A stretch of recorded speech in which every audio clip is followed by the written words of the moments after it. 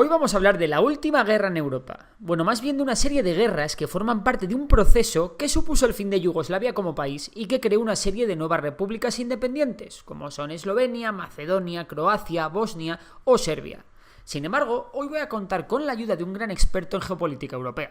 Hablamos del gran Karim Halalpeche, quien me va a ayudar a explicar este conflicto a la perfección. Además, si queréis conocer toda la historia de Yugoslavia, en su canal colaboramos los dos en un vídeo que la cuenta enterita. Suscribiros a su canal porque de verdad que es una auténtica pasada y el tío es un crack. Y ya sin más dilación, vamos con las guerras yugoslavas. Para empezar a entender esto tenemos que hablar de un hombre que es la clave del conflicto. Hablamos de Josip Broz, más conocido como Tito. Tito fue el dictador que gobernó Yugoslavia con mano de hierro desde el final de la Segunda Guerra Mundial hasta su muerte en 1980. Tito era de ideología socialista y bajo su mandato supo mantener a Yugoslavia unida. ¿Que os parecerá algo fácil? Pero no. ¿Por qué? Pues porque Yugoslavia era un país bastante especial. Para empezar, estaba compuesto por 6 repúblicas: Croacia, Bosnia, Serbia, Montenegro, Macedonia y Eslovenia, a lo que hay que añadirle Kosovo, un territorio con un estatus especial del que hablaremos más tarde. El caso es que cada una de estas repúblicas estaba dominada por un pueblo diferente. Había más pueblos, pero por ahora vamos a centrarnos en 4. Los serbios, que eran cristianos ortodoxos, los croatas, que eran cristianos católicos, los bosnios, que eran musulmanes, y los albaneses, que también eran de mayoría musulmana. ¿A qué hora ya empecéis a ver más complicado eso de mantener a Yugoslavia unida? Bueno, pues añadid a la receta que estos pueblos llevaban siglos dándose palos entre sí. El caso es que cuando muere Tito, la unidad de Yugoslavia comienza a resquebrajarse y surgen movimientos nacionalistas en todas las repúblicas. En Serbia aparece Milošević, un político del Partido Comunista que llegó a ser presidente de Serbia en 1989 y que alentó el sentimiento nacionalista de los serbios disparándolo hacia cotas nunca vistas antes. De todas las repúblicas, Serbia era la más importante y la que mayor poder tenía. Además, el pueblo serbio no solo habitaba en Serbia, sino que tenía importantes comunidades en muchas de las otras repúblicas, como Bosnia o como Croacia. El sueño de Milošević era expandir Serbia incorporando a todas estas comunidades para fundar lo que se conoce como la Gran Serbia. En cualquier caso, en 1991 la Unión Soviética se disuelve. Y aunque Yugoslavia no era un estado satélite de la Unión Soviética, ni mucho menos, la independencia de las exrepúblicas soviéticas sí aumentaron los deseos de independencia de las repúblicas de Yugoslavia. Ya sabéis eso de culo veo, culo quiero. Y además, la caída de la URSS hizo que una parte importante del arsenal del recién disuelto Ejército Rojo quedase fuera de control y fuese robado y vendido. Y gran parte de estas armas acabaron en Yugoslavia, por lo que muchos grupos paramilitares y muchas milicias se pudieron armar a precio de saldo. Y todavía había un problema más. Los albanos se daban mucho amor y su población comenzó a crecer de forma espectacular en muchas zonas en las que tradicionalmente eran minoría, especialmente en Kosovo. Esto fue interpretado por los serbios de Kosovo como una pérdida de poder en una zona en la que siempre habían sido mayoría. Así que bueno, a principios de los 90 Yugoslavia era un polvorín. Repasemos. Tenemos por un lado repúblicas dominadas por diferentes pueblos que se llevan a matar, dirigentes nacionalistas con ganas de reventar a los vecinos y muchos seguidores tras ellos, armas por doquier, el deseo del gobierno de Serbia de aumentar su territorio y todas las comunidades de mayoría serbia. También tenemos a los albanos haciéndose más y más importantes en zonas que tradicionalmente habían sido de mayoría serbia. Y por último y sobre todo, tenemos que ver el hecho de que había territorios en los que las diferentes etnias y pueblos convivían.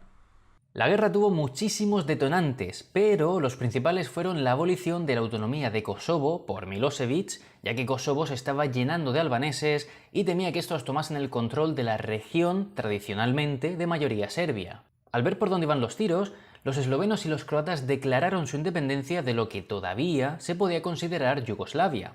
La primera guerra en estallar es la Guerra de Independencia Eslovena, que surge cuando Eslovenia declara su independencia. La ganaron rápido los eslovenos, ya que los serbios no tenían muchos intereses en Eslovenia, puesto que allí no había serbios y no tenían mucho que rascar. Además, los serbios se estaban preparando para la guerra que de verdad les interesaba, la Guerra de Croacia. Y, por cierto, Macedonia también se independizó, pero es que ahí los serbios tenían aún menos que rascar, por lo que no hubo ni guerra. De Eslovenia y Macedonia ya no hablaremos más, porque desde ese entonces son países independientes y van a su bola, así que vámonos a Croacia.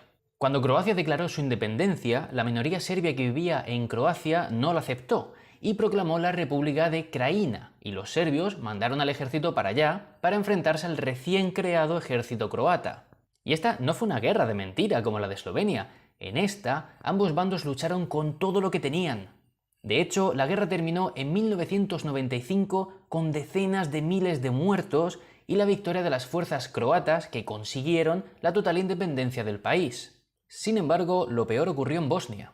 Allí, en febrero de 1992, se celebró un referéndum por la independencia del país, y a pesar de que las elecciones fueron boicoteadas por los serbios de Bosnia, en el referéndum ganó la independencia.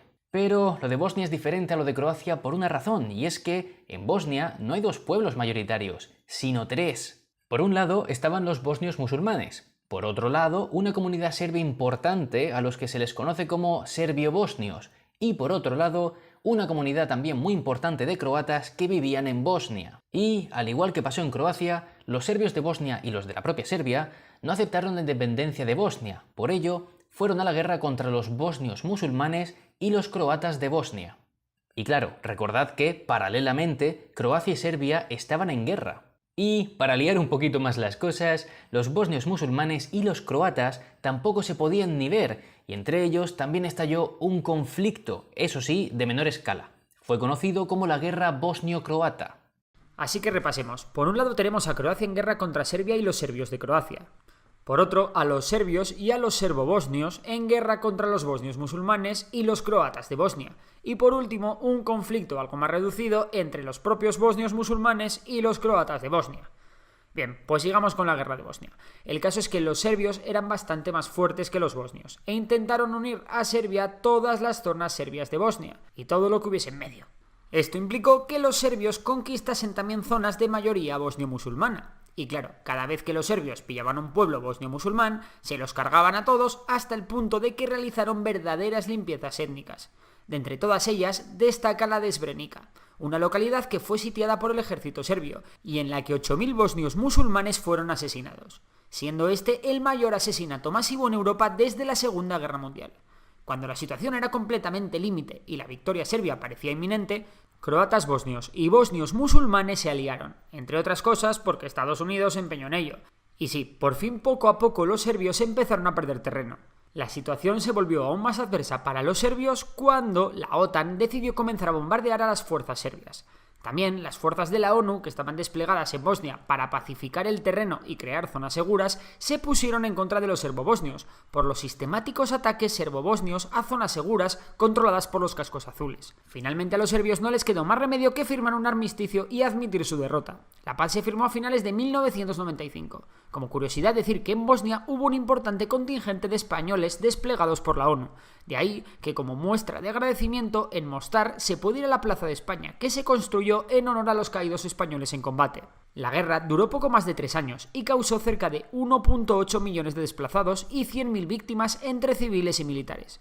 El 65% de las víctimas fueron bosnios musulmanes, el 25% serbios y el 10% croatas. Dentro de las víctimas civiles, el 83% correspondió a bosnios. Pero si creíais que aquí se iban a acabar los problemas de la antigua Yugoslavia, estáis equivocados.